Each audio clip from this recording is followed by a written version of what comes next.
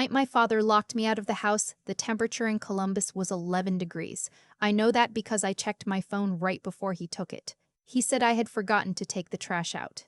That was the reason. The trash. I was 14 years old, standing in our driveway in a fleece pullover and socks, and my father was already closing the door.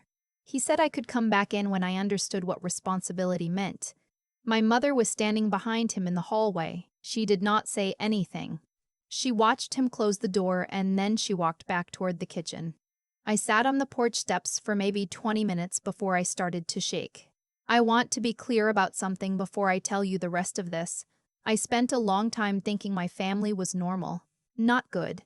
Not the kind of family you see in movies, but normal in the way that most things that hurt you feel normal when you have never known anything different. My father called himself a tough love parent. He had books about it. He had opinions about how softness ruined kids, how my generation was being handed everything and learning nothing, how the point of raising a child was not to protect them from discomfort, but to prepare them for a world that would not care whether they were comfortable or not. He believed this completely. That was the thing that took me the longest to understand. He was not performing cruelty. He genuinely thought he was doing something right. My mother went along with it because going along with my father was the path of least resistance, and my mother had been choosing that path her entire life.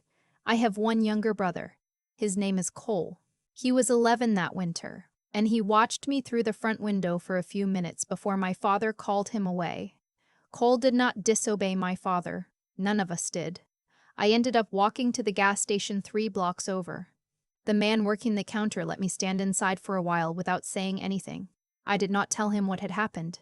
I was 14 and ashamed, and I did not have the language yet for what my family did to me. The way you do not have the language for something until much later, when you are standing far enough away to see the whole shape of it. My father let me back in after 2 hours. He said he hoped I had learned something. I said yes. I had learned to take out the trash the night before he could notice it needed doing. That was how we survived in that house. You learned the patterns. You stayed ahead of the triggers.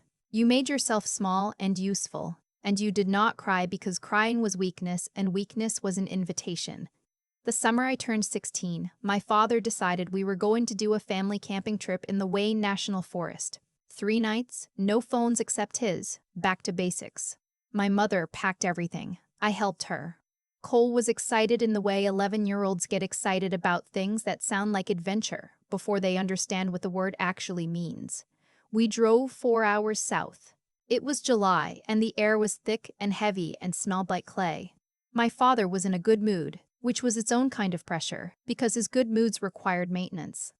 On the second morning, he woke us up early and said we were going to do a navigation exercise. He had a topographic map. He had a compass. He had, I would find out later, already discussed with my mother what was going to happen. He drove Cole and me about 2 miles from the campsite on a fire road and pointed us in a general direction and told us to find our way back. Cole had the compass. I had the map, which I did not know how to read. My father stood by the truck and watched us start walking. He was smiling. I found out the rest of it later. While Cole and I were in the woods, while I was holding that map upside down and trying not to let my brother see that I was scared, my father was back at the campsite with my mother, telling her I could handle it, telling her this would be good for me, and apparently they had made a bet. My mother thought we would make it back in under an hour. My father said it would take at least $20. They were betting $20 on how long it would take their 2 children to find their way out of the woods. I have thought about that a lot over the years. The $20 specifically, not 50, not 100, $20, like it was a casual thing, like we were a game show. It took us an hour and 40 minutes. The terrain was harder than the map suggested, and at one point Cole started to cry, and I made him stop by telling him that if he cried, my father would hear about it and then things would be worse. That worked. My brother swallowed whatever was in his chest, and we kept walking. When we came out of the tree line and saw the campsite, my father looked at his watch and then looked at my mother. My mother gave him a $20 bill. He folded it and put it in his shirt pocket, and he told us good job. He knew we could do it. I did not understand in that moment what had happened. I was just relieved. Relief was the thing I felt most in that house, in that family. Not happiness, not safety, just relief. which is what you feel when the bad thing you were waiting for does not happen. I understood it later that night when I heard them talking in the tent, when I heard my father say he knew I would be too stubborn to give up, when I heard my mother laugh. They were laughing. I lay in my sleeping bag and I stared at the ceiling of the tent and I thought about what it meant that the people who were supposed to be protecting me had found me funny, had made a game out of my fear and turned their profit on it and tucked $20 into a shirt pocket while I was walking in circles in the woods trying to keep my 11-year-old brother from falling apart. I did not say anything. I went to sleep. The next morning, I helped my mother make breakfast, and we drove home and I went back to school 2 weeks later, and I did not tell anyone. There was a teacher at my school that year, a woman named Ms. Holloway who taught AP English. She was the kind of teacher who read your essays like she actually wanted to know what was inside your head. She stopped me after class one afternoon in September and asked me if everything was okay at home. I do not know what she saw. I had not written anything that seemed unusual to me, but she saw something. I told her things were fine. She looked at me for a moment, and then she wrote her email address on a piece of paper, and she said the door was always open if I needed to talk through anything. I kept that piece of paper for 3 years. In the spring of my junior year, I wrote her an email at 11 o'clock at night. I told her about the camping trip. I told her about the trash and the 11 degrees. I told her about Cole watching me through the window. I did not plan to send it. I wrote it and I read it over and I thought, this sounds like something that happens to someone else, and then I sent it before I could think about it anymore. Ms. Holloway responded within 20 minutes. She asked if she could call me. I said yes. She called the school counselor the next morning. The counselor was required by law to make a report to Child Protective Services. I did not know that would happen. Nobody told me that was how it worked. The CPS investigation lasted 6 weeks. A caseworker named Mr. Okafor came to our house twice. My father was calm and articulate and said all the right things. He explained his parenting philosophy. He used words like intentional and resilient and character building. My mother confirmed everything he said.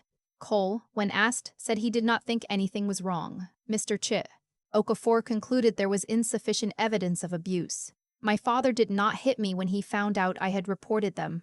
He did not need to. What he did was sit me down at the kitchen table and explain, in a voice completely devoid of anger, that I had embarrassed this family, that I had wasted government resources, that I had demonstrated exactly the kind of weakness and ingratitude that he had been trying to correct my entire life. He said this for 45 minutes. My mother sat in the chair beside him and looked at the table. I moved out the day after my 18th birthday. I had saved enough for my part-time job at the grocery store, $2,200, to cover first and last month's rent on a room in a house with 3 other college students near Ohio State. I had a full academic scholarship.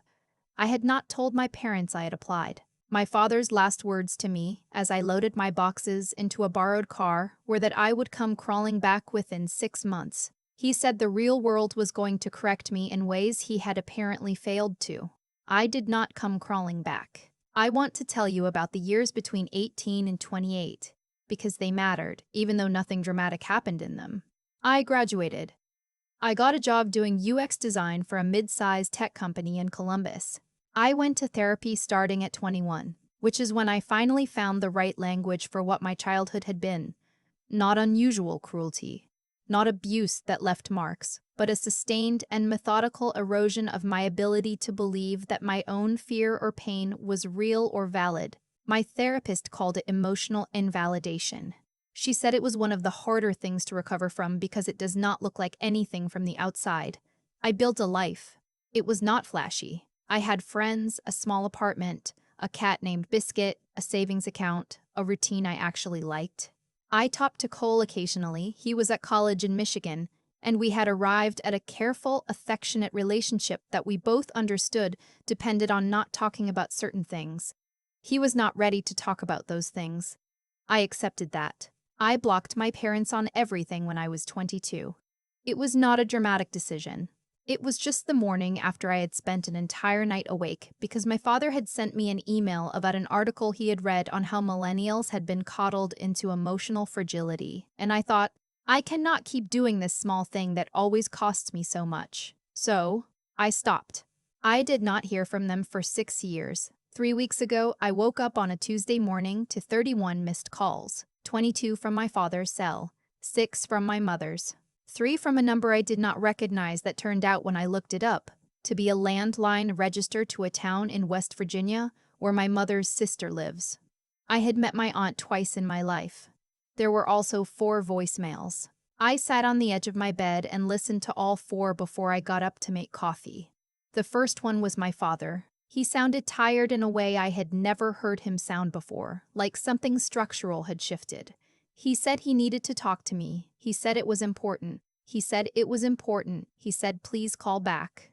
The second was my mother. She was crying. I had heard my mother cry maybe twice in my entire childhood, and both times it had felt like a warning, like a pressure change before a storm. She said she was sorry. She said the word sorry 3 times in a 20-second voicemail, which was more times than I had heard her say it in the previous 18 years combined. The third was my aunt. She said my father had been diagnosed with early-stage Parkinson's disease 4 months ago, and that the family thought I should know and that she hoped I would consider being in touch. The fourth was my father again, shorter this time. He said he knew he had not been a perfect father. He said he had been thinking about things. He said please. I sat with my coffee and I thought about 11 degrees and a closed door. I thought about a $20 bill folded into a shirt pocket. I thought about 45 minutes at a kitchen table being told that my fear was weakness. I thought about Cole standing at the window watching. I called my therapist instead of calling them back. We talked for an hour. She did not tell me what to do. That is not what good therapists do. She helped me figure out what I actually felt underneath the noise of the morning, which was this. I did not feel the thing I had expected to feel, which was guilt. I felt sad. But it was the kind of sad that had been in me for a long time, the ambient grief of having parents who are physically present for your entire childhood and somehow still not there. The diagnosis did not change what had happened. It did not rewrite the camping trip or the driveway or the kitchen table.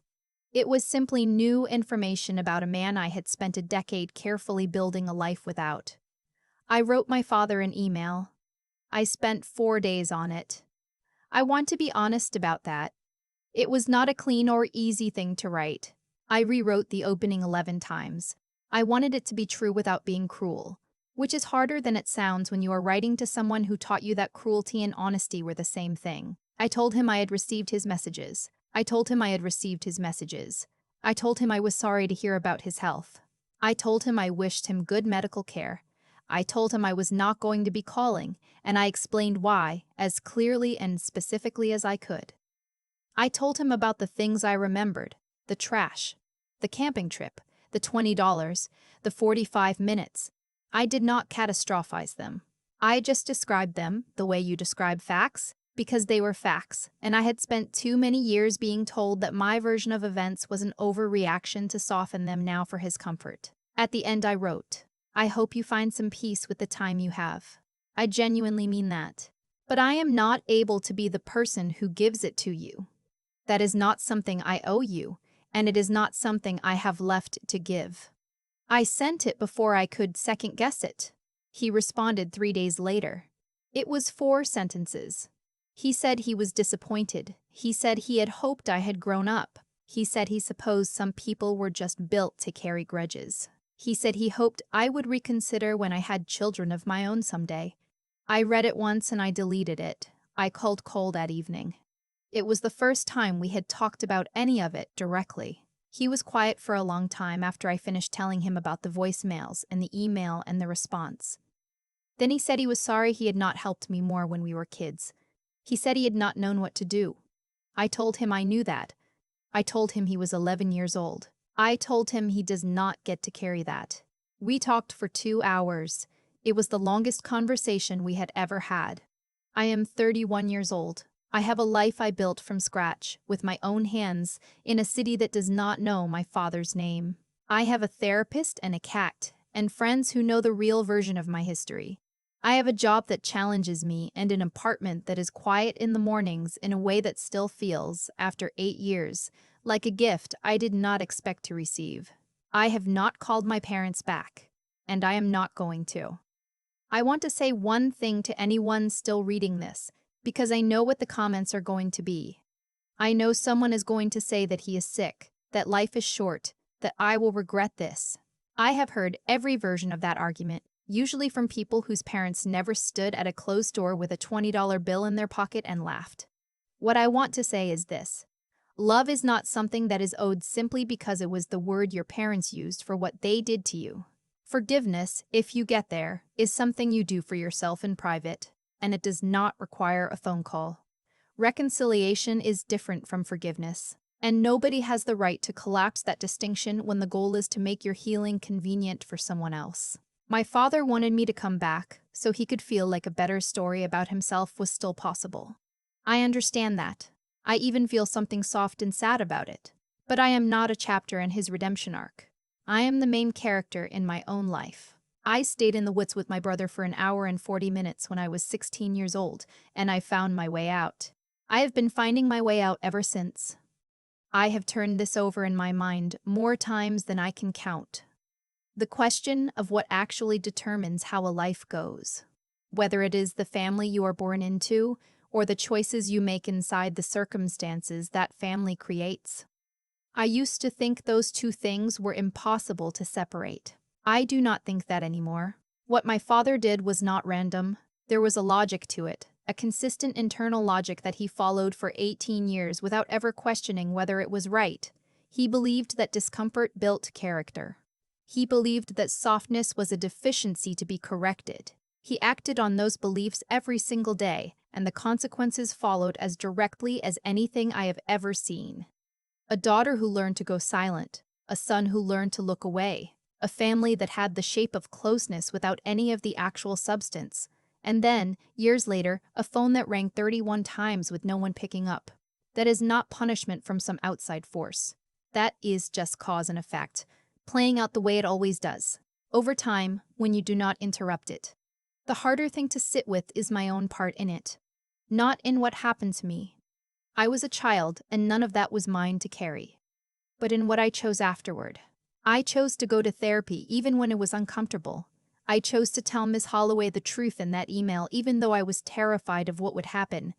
I chose to save $12 in a grocery store job and leave on my 18th birthday. I chose every single day for 13 years to build something real instead of waiting for my family to become something different than what they were. Resilience is not a personality trait you are born with. I am convinced of that now. It is a decision you make, usually in the dark, usually alone, usually when you are not sure it is going to work. I made that decision in a sleeping bag in a tent in Wayne National Forest, listening to my parents laugh, deciding that their version of who I was did not have to be the final version. Cole is finding his own way to that decision. I can see it happening slowly, the way you can see someone starting to let themselves believe something they were not allowed to believe before. I am not rushing him. That kind of thing cannot be rushed. What I know is this. The people who hurt us are usually doing the most damage in the exact places where they are most certain they are right. My father was never more sure of himself than when he was closing that door. He had a whole philosophy behind it. He had books.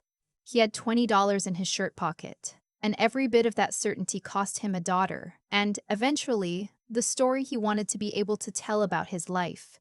You do not have to be cruel to be strong. You do not have to be unmoved to be capable. You do not have to lock anyone out in the cold to teach them that the world is hard. The world will handle that on its own. What children need, what all of us need, is someone who stays in the room. I stayed in the woods with my brother for an hour and 40 minutes, and I found the way out. I have been finding the way out ever since. The difference now is that I am not scared anymore, and I am not looking back at the tree line to see if anyone followed.